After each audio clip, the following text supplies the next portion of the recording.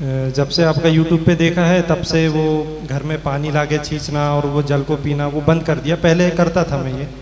कहाँ का जल? शंकर भगवान का जल घर में लाके छींचता था और उसको आचमन भी करता था, तो वो बंद कर दिया जब से आपका यूट्यूब पे देखा। देखो, आचमन किसको कहते हैं? आप सभी ने किया होगा कभी ना कभी। जी। शादी वादी तो सबकी हुई है तो किया ही होगा। जिनने प्रेम विवाह किया होगा उनको हल्दी नहीं लग पाती और आचमन नहीं करते हो। तो ये बीच बीच में हम टोकते इसलिए ताकि समाज सुधरे, और कोई हमारा निंदा करना किसी का उद्देश्य नहीं। ओम माधवाय नमः ऐसे कोंट तक लगाते गिरा देते, पीते नहीं। ओम नारायणाय नमः, ओम केशवाय नमः, ये आचमन यही होता ना। सभी ने किया होगा आचमन कभी ना कभी। तो ये आचमन। अब हम एक सवाल करते हैं। जिनने कहा है जल पियो उन्हीं ने कहा आचमन करो, ठीक जी। अब हमारा एक सवाल है, शिव जी का जल पीते नहीं पीना चाहिए। शिव पुराण में लिखा, शिव पुराण में, बाहर की बात नहीं करता, शिव पुराण में ही लिखा कि शिव जी का जल नहीं लांघते। तो वो छिड़का जा रहा, नहीं पीते, वो पिया जा रहा। और शिव जी का जल जमीन में नहीं गिरना चाहिए। जब आप आचमन करोगे तो जमीन में ही गिराओगे। तो हर हाल में जमीन में गिरा, आपने लांघा।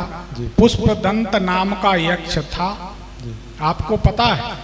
शिव जी का जो जल नहीं पीते या शिव जी का जल नहीं लांघते, उसके पीछे बड़ा रीजन है। पुष्पदंत की कहानी आपको पता है। पुष्पदंत यक्ष था, फूल तोड़ने आता था। मृत्यु लोक में एक राजा के बगीचे से फूल चुरा के ले जाता था। राजा के जो गुरु थे वो ज्योतिषी थे, और ज्योतिषियों के पास हर चीज की काट होती, कहाँ कैसे सुधार करना वो कर लेते, काम ही वही। उनने बताया कि हम लोग थक गए, सेना थक गई, पकड़ में नहीं आता, कोई चोर आता है फूल ले जाता है। तो सब ने कहा कि भगवान शंकर का जो निर्माल्य है खेत के चारों तरफ डाल दो, खेत के चारों तरफ डाल दो। जो आएगा आसमान से उड़ के आता है, यक्ष उड़ नहीं पाएगा। पुष्पदंत ने जैसे ही सीमा के पार हुए, अंदर हुए, पुष्पदंत फिर उड़ नहीं सका। जब उड़ नहीं सका तब आपने सुन लेना, पुष्पदंत के द्वारा है शिव महिमन स्तोत्र की रचना। आखिरी में कहा जाता है, इति पुष्पदंत विरचित शिव महिमन स्तोत्रम। पुष्पदंत ने शिव महिमन स्तोत्र की रचना की। भगवान शंकर प्रकट हुए तो भगवान ने कहा, तुम्हारी दो गलती, तुम्हारी दुर्गति का कारण ये है, दो गलती। चोरी के फूल चढ़ाते हो, चोरी के फूल हमें स्वीकार नहीं। दूसरी गलती ये है कि तुम हमारा जो निर्माल्य है वह है लांघ गए, इसलिए सिद्धियां छीण हो गई। तब से ये बात प्रमाणित हुई कि शिव जी का निर्माल्य जल, फूल, बेलपत्ती का लांघते हैं तो समस्त सिद्धियां, समस्त पुण्य नष्ट हो जाते हैं। तो शिव जी का आचमन किया हुआ जल जब आप पांव के नीचे जाएगा तो आपका क्या होगा? अब हम आपसे सवाल करते, कब से पी रहे आप जल? अब सभी लोग गौर से सुनो, कब से पी रहे?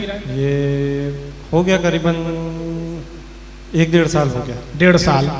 1.5 साल से आपको आर्थिक नुकसान, पैसे का नुकसान हुआ या नहीं? सही जोर से बोलो। हुआ गुरुजी, हुआ।